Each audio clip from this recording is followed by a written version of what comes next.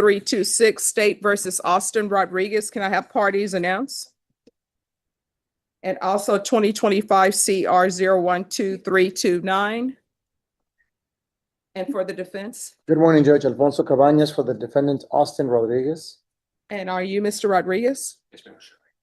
All right, so did he enter a plea only on the unlawful possession? Yes, sir. Yes, Your Honor. Our cases to BTA. Okay. So according to the plea bargain agreement,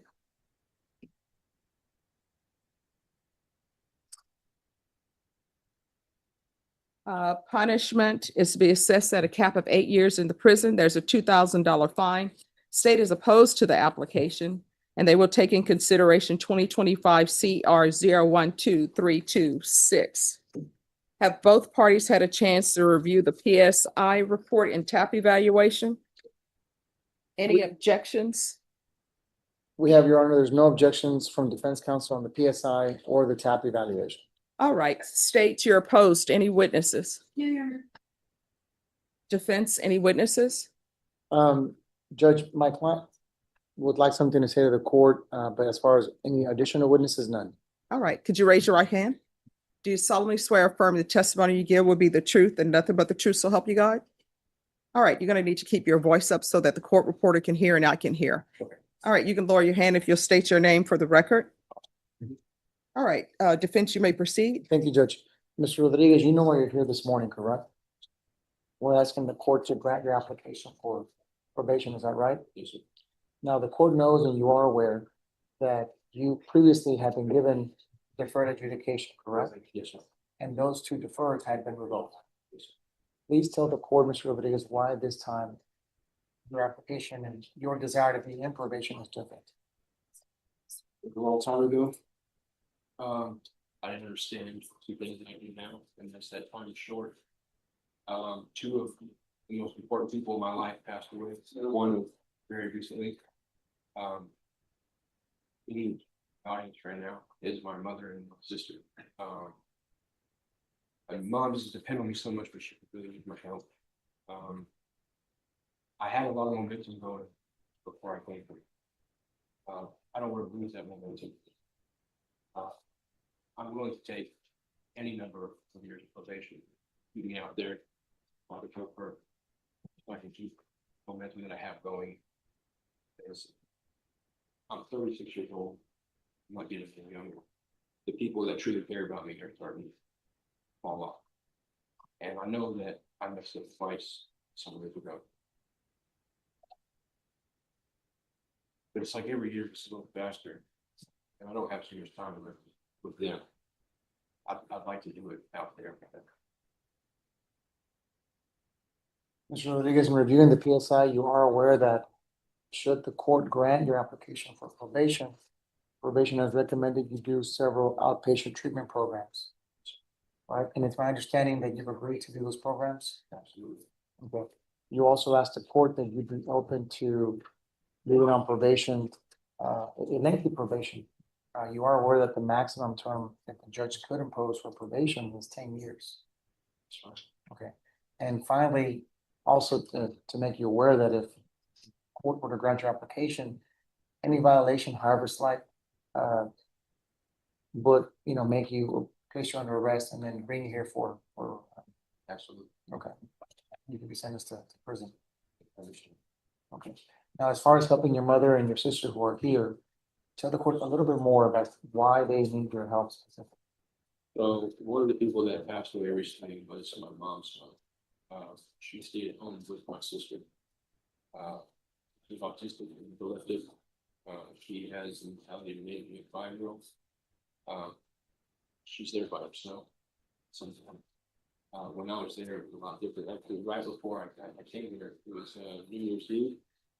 Somebody set a firework off in the backyard, off the yard front.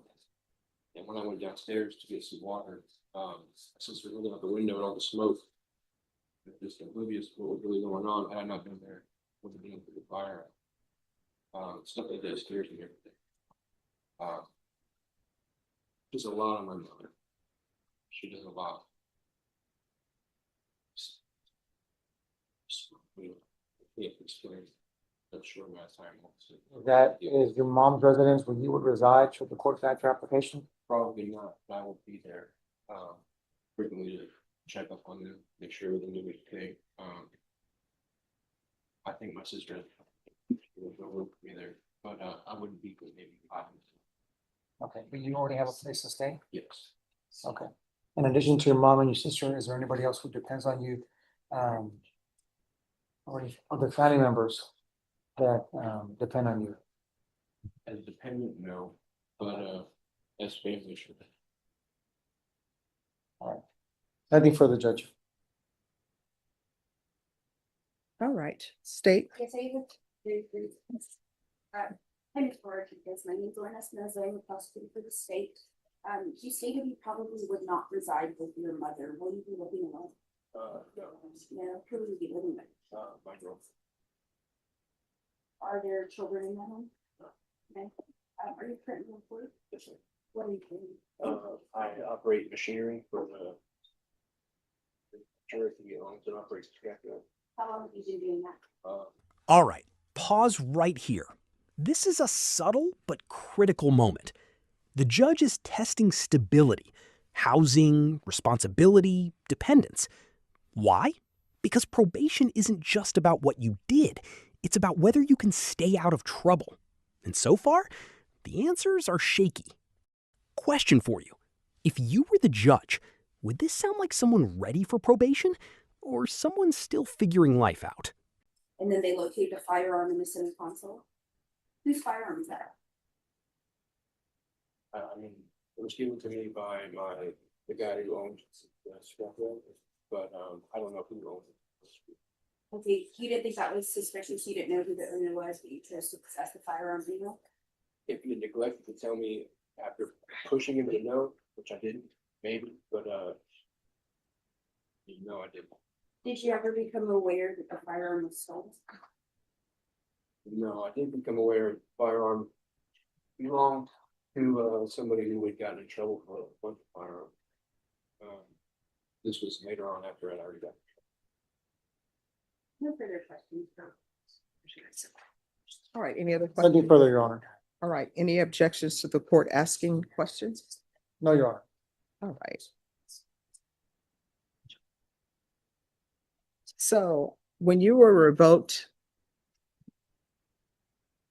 the first time for a possession case, do you remember why you were revoked? 28, and I didn't really care what was going on. That was whenever I lost the first person that I cared about. Just negligence, was young and dumb. No, I mean, what allegations? Well, usually when they revoke you, they'll say, we're revoking you because you didn't report, because you're testing positive or something. I was so lost in this Australian house. All right, and then you had so that was a possession case, and an unauthorized use case. I'm assuming since they have the same dates that those will probably ran concurrently. All right, and then in 2021, you had the evading arrest detention with a vehicle. All right, so on that one, I'm assuming there was no probation, you were just sentenced. That one I did because I had literally 2 weeks left of parole. I just freaked out. I go to court for it. All right, so this is what I'm going to tell you. Yes. I've been a defense attorney. Sometimes I'll see things, police pulling somebody over just because they don't have a license plate or a traffic offense. Like officers are allowed to pull people over, right? Even if they just pulling you over because they want to see other things, right? But the issue with you is they pull you over for no license plate in the front. Then it turns out you're driving without a license. Then you have a gun in the vehicle, and then you have drugs. Those are my issues. I just don't think you're a good candidate for probation. I understand the other issues you have that you're saying that's going on in your life, but I just don't think you would be a good candidate. So I'm going to find you guilty. What I can tell you is, well, before I say this, let me hear the parties argue for amount of time. 8, Mr. Rodriguez has already done a trip for 3 years, he did 9 months in state jail in 2 years. It seems that those amounts are not enough to prevent and deter Mr. Rodriguez from continuing on his choices in this course of action, so we just have to. All right, defense. Your Honor, I would ask for the minimum of 2 years in TDC. It's evident from his testimony that Mr. Rodriguez has admitted guilt to this offense. He is taking responsibility. He also let the court know through answer to the state's questions that he made a poor choice that evening. He didn't minimize it or he didn't withdraw from responsibility. He did say that he made a poor choice, and obviously he's regretting it because he knows that his time with family gets shorter and shorter as the years go by. I have talked to his girlfriend. I can confirm, and also the PSI, that he does have very much family support. And so I don't think that once he gets out of prison, I don't believe that he'll fall or make poor choices anymore. I think he's obviously learned his lesson. So I'm asking the court to sentence him to 2 years in TDC. All right, this court is going to do, the court is going to find you guilty, sentence you to a $2,000 fine, time and money will run concurrent. Take in consideration 2025 CR 012326. I'll give you credit for any time served. I'll recommend the therapeutic community. I don't have jurisdiction to place you in that program, but it will show on the judgment that I'm requesting that you be placed in the therapeutic community. You'll have to request it as well. There's to be no residing in households with minors, and the court will sentence you to 4 years in the prison. And of course, give you the credit for any time served. Did you review the document entitled Trial Court Certification of Defendant's Rights to Appeal with your attorney? Did you understand it and sign it? Because this is a plea bargain agreement, because I followed your plea bargain agreement, and because you waive your right to appeal, you do not have the court's permission to appeal. Because this is a felony conviction, you're not allowed to own or possess any weapons or ammunition. If you have a question over what that is, you'll need to speak to an attorney. Do you understand? All right, make sure you make better decisions, because if you come back, you're potentially looking at being charged as a habitual, which would mean your minimum would be 25, okay?